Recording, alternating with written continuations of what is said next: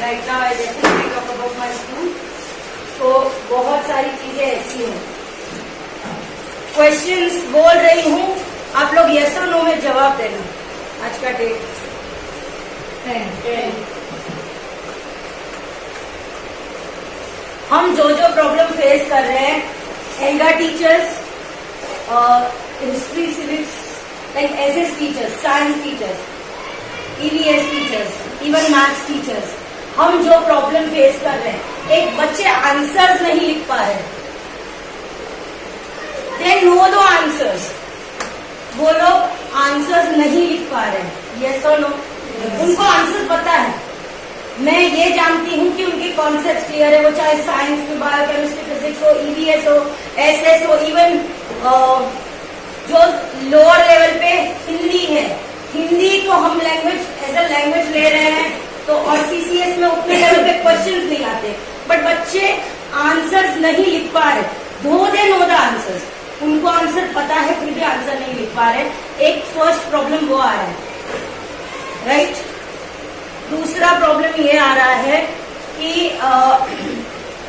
Logical बच्चे समझ जाते हैं, या फिर कई पेरेंट्स को ऐसा हैबिट हो चुका है कि आपने जो पढ़ाया वही दे आर एक्सपेक्टिंग, वो हमारे एंड से उन तक बात एक्चुअली पहुंची नहीं है कि what they have to do is.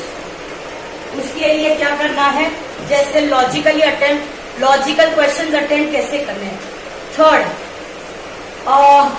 Last year ये जब ईयर खत्म हुआ और जो न्यू ट्रेनिंग जिन्होंने भी ली है, यस सर आए थे, इवन सीता मैम आए थे, उन्होंने ये कहा था कि alga and all subjects are interrelated, alga with all subjects, yes.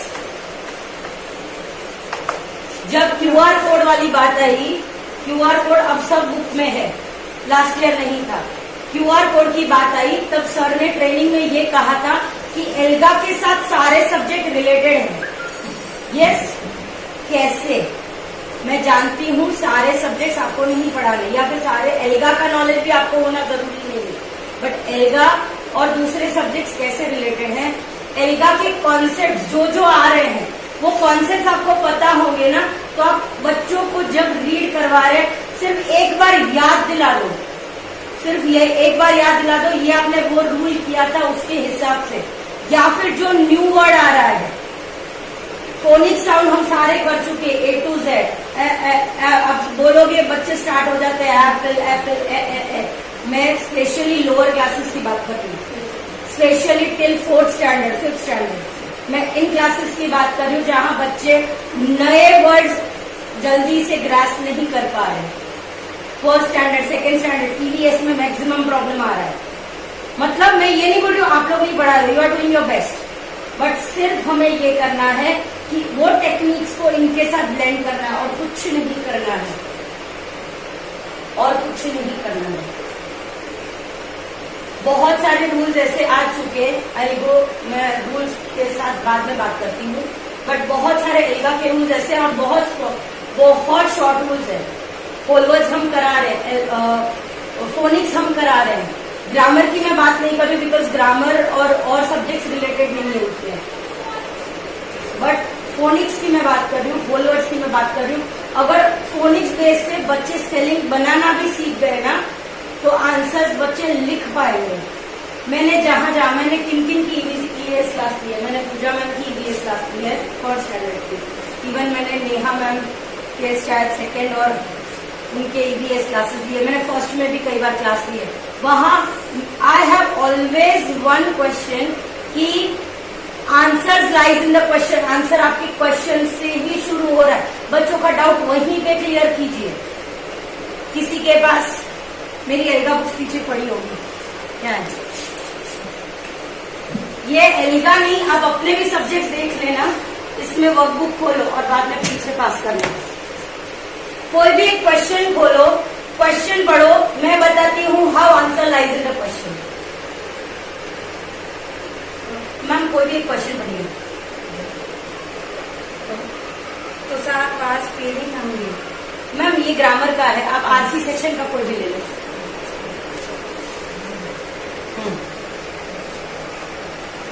read the question. What did the boy in the white shirt wish for? What Did the boy did the boy in the white shirt in the white shirt wish for? wish for? मैं जानती हूँ इसका answer आपको नहीं आता, मैं मानती हूँ ये आंसर आपको नहीं पता।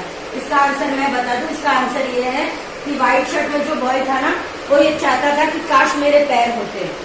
ये एक वीडियो था, राइट। बट ये क्वेश्चंस आप अपने सब्जेक्ट के साथ मैच करना, आपको समझ में आएंगे कि मैं कहना क्या चाह रही हूँ। क्वेश्चन मैं हमेशा ये कहती हूँ, answer lies in the question. तो यहाँ पे first check the tense. Did है मतलब क्वेश्चन का आंसर पास्ट टेंस में आएगा, ये मेरा फर्स्ट चीज। दूसरा, what did the boy in the white shirt wish for, right. तो the boy in the white shirt wish है, तो विश का हो जाएगा विश फॉर। फिर आपका आंसर, ये बिल्कुल भी डिफिकल्ट नहीं है, ये बिल्कुल भी रॉकेट साइंस नहीं है। सेम अपने क्वेश्चन ट्राई करना मैम, सेम अपने क्वेश्चन ट्राई करना। सिर्फ बच्चों को इतना समझाना है, डे 1 से ग्रेड 1 से अगर हर टीचर्स ने बच्चों को ये बता दिया ना, answers lies in the question, बच्चों को क्वेश्चन आंसर कभी डिफिकल्ट नहीं लगेंगे, नेवर, मेरी guarantee. I don't think so this is difficult. ये तो आपको इस टॉपिक का आंसर नहीं पता था, इसलिए आप अपने टॉपिक ले लो। आप में भी ट्रिक फॉर्म आता होगा, आप में भी डस्ट फॉर्म आता होगा, आप में भी अगर साइंस हिस्ट्री सिविक्स के क्वेश्चंस है, हिस्ट्री के क्वेश्चंस है कि ये लेजिस्लेशन पास हुआ था या ये राइट इसमें हुआ था, तो वहां पे भी सेम क्वेश्चन लाए होंगे ना। So there is not at all a rocket science. कोई ऐसा रॉकेट साइंस नहीं है कि हमारे बच्चे क्वेश्चन आंसर अटेम्प्ट ना कर सके। जो मैं हमेशा कहती हूँ कि alga and other subjects are related, they are related like this. और यही चीज मैं हिंदी में भी समझा रही हूँ। बड़े बच्चों को हिंदी में भी सेम प्रॉब्लम, वो उन लोग को कंफ्यूजन हो रहा है आंसर स्टार्ट कैसे करें। उनको समझाइए कि आंसर स्टार्ट कैसे करना है। आई ऑलवेज, आप पूछ लो ग्रेड्स एल्गा 14 एल्गा 15 को पूछो। मेरा रिवीजन कभी भी रिटर्न रिवीजन मेरा ज्यादा गया ही नहीं, मुझे नहीं पता क्यों, मुझे खुद नहीं पता है what I am teaching, but I know कि मेरे बच्चे कर रहे हैं। Why? Because I have a continuous habit of just asking the question. मैं सिर्फ क्वेश्चन पूछती हूँ, मैं उनको आंसर भी नहीं बताती। कभी मेरा लेक्चर अटेंड करना, मैं सीरियसली बता रही हूँ।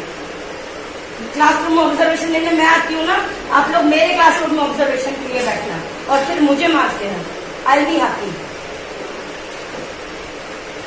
मैं ये नहीं कह रही हूँ आई एम द बेस्ट, मैं ये कह रही हूँ कि what we need to give the students, हमें बच्चों को क्या देना है, क्योंकि आप सब अपना बेस्ट कर रहे हो। You all are doing best.